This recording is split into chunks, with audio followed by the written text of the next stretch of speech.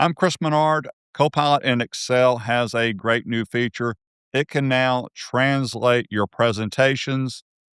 Let's take a look at this feature right now. I happen to be in PowerPoint. I am using the web version, but I did see this in the desktop version also.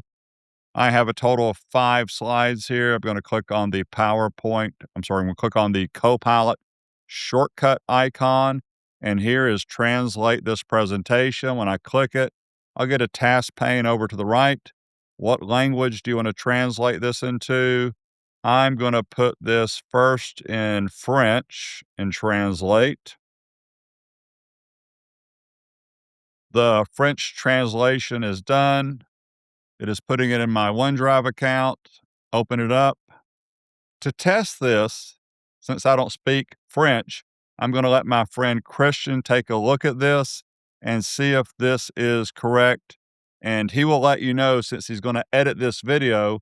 I'm going to have Christian put a slide in that says, yes, this is correct, or no, it isn't. There were plenty of other languages to translate into. This is a great feature. Hope you enjoyed this video. Have a wonderful day.